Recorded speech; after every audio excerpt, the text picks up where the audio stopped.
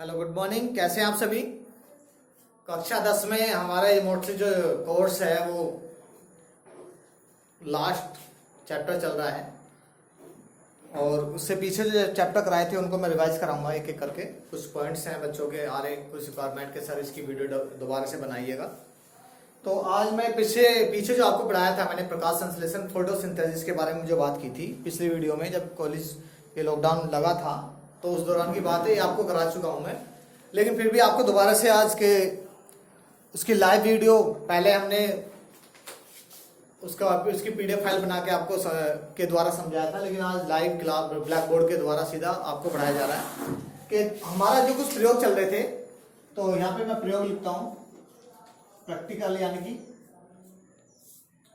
प्रयोग संख्या 1। ठीक है, तो प्रयोग क्या है हमारा।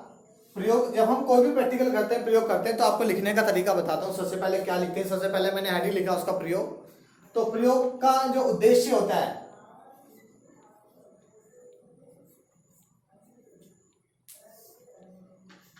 उद्देश्य हेडिंग डालते हैं। तो उद्देश्य क्या है हमारा,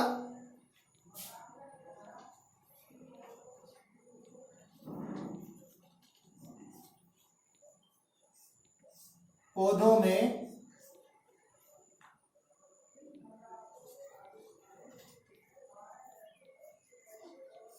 प्रकाश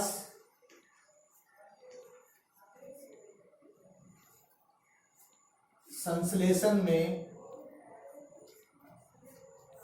O2 मतलब ऑक्सीजन का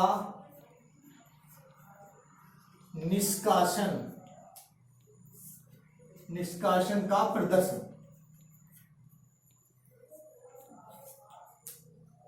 ठीक है, ये हमारा प्रैक्टिकल है आज। क्या उद्देश्य है, पौधों में प्रकाश संश्लेषण में O2 का निष्कासन का प्रदर्शन, यानी कि जो प्लांट होते हैं, जो उनमें प्रकाश संश्लेषण की क्रिया होती है, फोटोसिंथेसिस की क्रिया होती है, जिसमें क्या करते हैं, पौधे अपने भोजन का निर्माण करते हैं और भूमि से जल तथा खनिज लवणों को अवशोषित करते हैं, और सूर्य के प्रकाश की उपस्थिति में क्लोरोफिल की सहायता से पत्तियों में प्रकाश संश्लेषण क्रिया होती है, जिसमें O2 का निष्कासन होता है। उस चीज को आज प्रैक्टिकली सिद्ध करने के लिए हमने प्रयोग किया है। ठीक है, तो दूसरा हेडिंग होता है हमारा, दूसरा हेडिंग है इसमें आवश्यक सामग्री।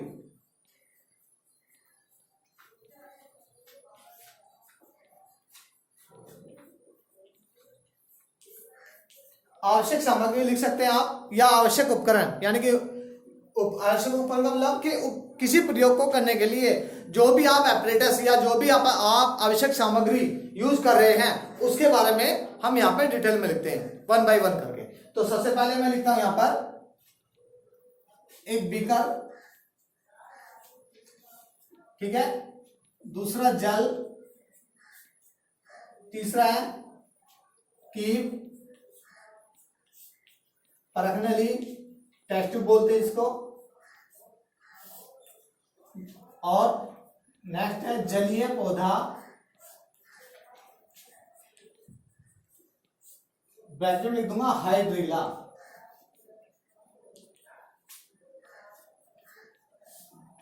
जलीय पौधा हाइड्रिला, आगे ETC आदि लिख सकते हैं। क्लियर। तो ये था हमारा कि किसी प्रयोग को करने के लिए उसमें आवश्यक उपकरण क्या क्या होते हैं। नेक्स्ट होगा हमारा सिद्धांत। सिद्ध क्या करना हमें, ये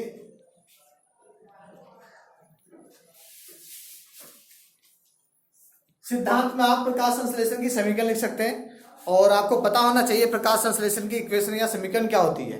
ठीक है, परिभाषा की बात करें प्रकाश संश्लेषण की, वह क्रिया जिसमें पौधे सूर्य के प्रकाश की उपस्थिति में क्लोरोफिल के साथ क्रिया करके भूमि से जल तथा खनिज पदार्थ अवशोषित करके अपने भोजन का निर्माण करते हैं तथा CO2 मुक्त करते हैं। इस क्रिया को क्या बोलते हैं, फोटोसिंथेसिस या प्रकाश संश्लेषण बोलते हैं। ओके, तो इसमें इसकी इक्वेशन है, समीकरण है, तो 6CO2 प्लस के 12H2O इक्वल टू, आगे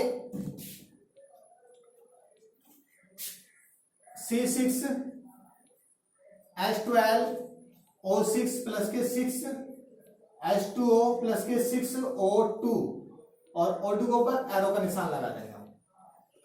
क्लियर? देखिएगा, ये क्या है, CO2 6O2 कार्बन डाइऑक्साइड है, ये क्या है, जल है, ये क्या बना, अब मैं यहां पे लिखना था मुझे क्या, सनलाइट, सूर्य का प्रकाश। ठीक है, आप भी अपनी बुक में इसी प्रकार से लिखेंगे, सूर्य का प्रकाश। आगे देखिएगा, नीचे लिखेंगे क्लोरोफिल या हरित लवक। और क्लोरोफिल क्या होता है, पत्तियों के अंदर पाया जाता है, जिसके कारण पत्तियों का रंग हरा होता है। यदि आपसे कोई पूछता है कि पत्तियों का हरा रंग क्यों होता है, क्लोरोफिल के कारण। ठीक है, तो मैंने बताया आपको ये क्या है, कार्बन डाइऑक्साइड।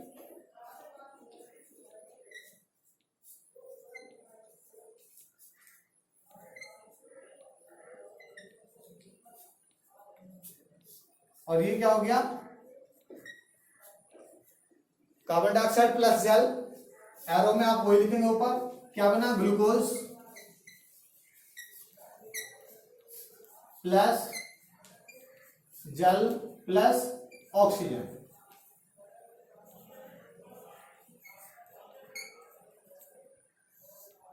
क्लियर? तो ये था सिद्ध, ये सिद्ध करना है हमें। तो उसके बाद नेक्स्ट पॉइंट आता है हमारा प्रयोग विधि।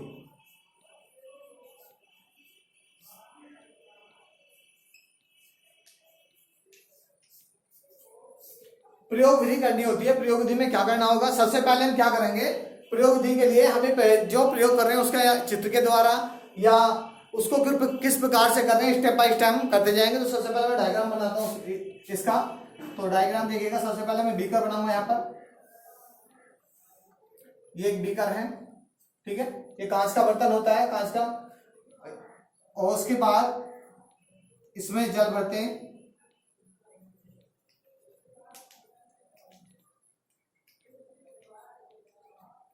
ठीक है। उसके बाद मैंने क्या किया, यहाँ पे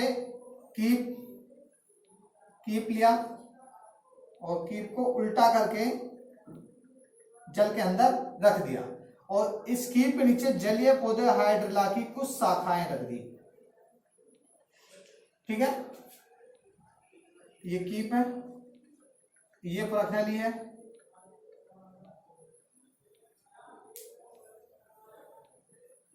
ये टेस्ट ट्यूब है। अब इसको रखने का तरीका बताऊंगा मैं आपको, फिलहाल मैं इसका डायग्राम बना रहा हूं यहां पर।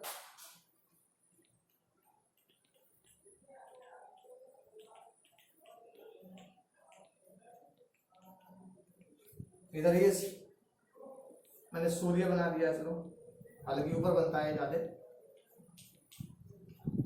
सनलाइट का होना बहुत ही वेरी वेरी मोस्ट है। सनलाइट नहीं होगी तो फोटोसिंथेसिस नहीं होगा। सूर्य,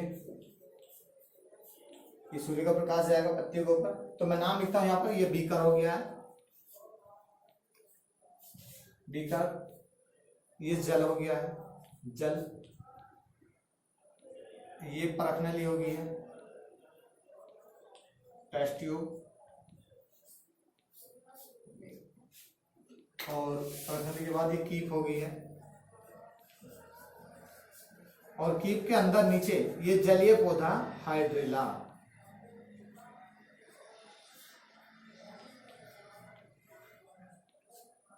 क्या नाम है इसका, हाइड्रिला। कुछ बच्चे हाइड्रा बोल देते हैं, तो हाइड्रा नहीं होता, वो हाइड्रिला होता है। अब देखिएगा प्रयोग विधि, यानी कि हम किस प्रकार से करते हैं प्रयोग में इसको। तो सबसे पहले क्या करते हैं, बीकर लेते हैं कांच का, उसमें जल भरते हैं। जल भरने के बाद कीप लेते हैं, कीप के अंदर जलीय पौधा हाइड्रिला की कुछ शाखाएं, कीप को उल्टा करके इसके ऊपर ढक देते हैं। ठीक है, उसके बाद क्या करते हैं, परखनली रखते हैं। परखनली को क्या करते हैं, सबसे पहले परखनली को हम पानी से भरते हैं या जल से भरते हैं, और भरने के बाद उसके ऊपर अंगूठा लगा लेते हैं इस प्रकार से। सपोज करा ये हमारी कीप है, और कीप को जल से भर के हमने इस प्रकार से अंगूठा लगा लिया, और जब अंगूठा लगाते हैं इसको कीप को उल्टा करके इस तरह से, अंगूठा हटना नहीं चाहिए इसके ऊपर से, नहीं तो पानी निकल जाएगा सारा।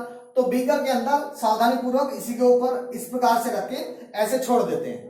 ठीक है, तो जब इस प्रकार से छोड़ देते हैं तो कीप के अंदर जो हमारी टेस्ट ट्यूब है पर्सनली, उसके अंदर भी पानी भरा रहता है, और हमारा बीकर के अंदर भी पानी भरा रहता है। इस उपकरण को सावधानी पूर्वक या तो सबसे पहले क्या करते हैं, सूर्य के प्रकाश में रख के कीजिएगा, या फिर आप यदि सूर्य के प्रकाश में नहीं कर रहे हैं, बंद कमरे में कर रहे हैं, तो इस उपकरण को सावधानी पूर्वक उठाकर, जिससे ये हिले ना, प्रणाली के अंदर एयर ना जाए, सावधानी पूर्वक उठाकर कहाँ रखते हैं, सूर्य के प्रकाश में या धूप में रख देते हैं। ठीक है, तो कुछ घंटों बाद क्या देखते हैं हम, तो प्रणाली जो कीप का जो ये ऊपर की तरफ मुख होता है, ये इससे एयर के बबल्स यानी कि वायु के बुलबुले ऊपर की तरफ जाते हुए नजर आते हैं, यानी कि वायु के बुलबुले।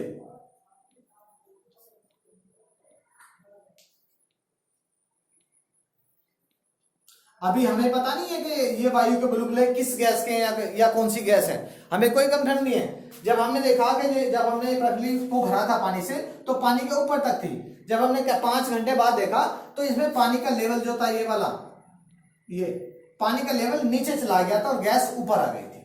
ठीक है, तो यहाँ पर कोई गैस है भरी, जहां पे मैंने ये व्हाइट किया हुआ, हमें कोई कंफर्मेशन नहीं है अभी कि ये कौन सी गैस है। ठीक है, ये गैस भरी हुई है इसके अंदर। अब इसको परीक्षण करने के लिए, इसको प्रैक्टिकली सिद्ध करने के लिए क्या करते हैं, फिर इसको जैसे हमने इस कीप को लगाया था ऐसे उल्टा करके, ऐसे बीकर के अंदर हाथ लगा के और कीप इसके ऊपर अंगूठा लगाते हैं और सावधानी पूर्वक इस प्रकार से निकाल लेते हैं। अंगूठा प्रणाली से हटना नहीं चाहिए, बंद ही रहना चाहिए।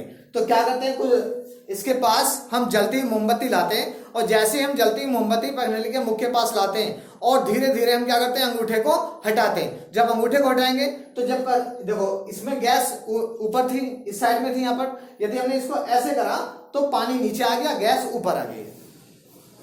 ठीक है, क्योंकि गैस हल्की होती है कि ऊपर आ गई, तो ऊपर आने के बाद जैसे ही हम अंगूठा हटाएंगे और इसके परीक्षण के लिए इसमें कौन सी गैस है, तो जैसे अंगूठा हटाया तो सामने जलती मोमबत्ती थी, मोमबत्ती से जैसे ही गैस लो से टकराती है तो मोमबत्ती की लो जो होती है वो और तेज जलने लगती है। जब और तेज जलने लगती है, इससे सिद्ध होता है कि प्रणाली में कौन सी गैस थी हमारी, इसमें O2 गैस थी।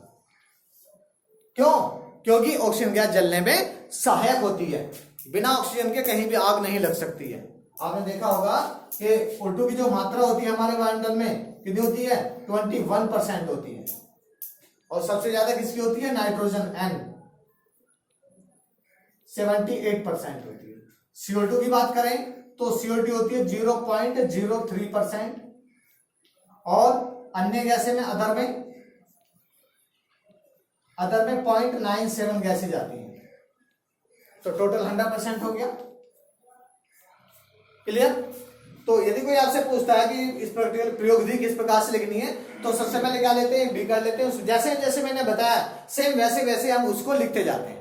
जैसे हमने परिणाम का निष्कर्ष निकाला, उसके बाद निष्कर्ष में भी ये लिखते हैं। परिणाम में क्या लिखना होगा कि इसके बाद हमारा जो प्रैक्टिकल होगा, प्रयोग विधि के बाद हेडिंग जो होगा हमारा होगा प्रयोग विधि होगी, उसके बाद होगा हमारा परीक्षण।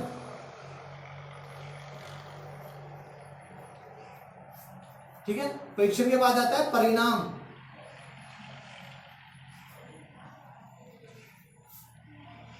ठीक है, ये हमारे क्या होते हैं, परिणाम या निष्कर्ष। ठीक है, तो लास्ट में हमें ये चीज लिखनी होगी कि उपरोक्त प्रयोग द्वारा सिद्ध होता है कि पौधे प्रकाश संश्लेषण क्रिया में O2 का निष्कासन करते हैं। तो ये था हमारा प्रैक्टिकल आज का फोटोसिंथेसिस के बारे में कि O2 का निष्कासन होता है। आज के लिए इतना ही। नेक्स्ट वीडियो में नेक्स्ट प्रैक्टिकल लेकर आएंगे आपके लिए, और नेक्स्ट प्रैक्टिकल होगा कि प्रकाश संश्लेषण में CO2 की आवश्यकता का प्रदर्शन। Okay, thank you.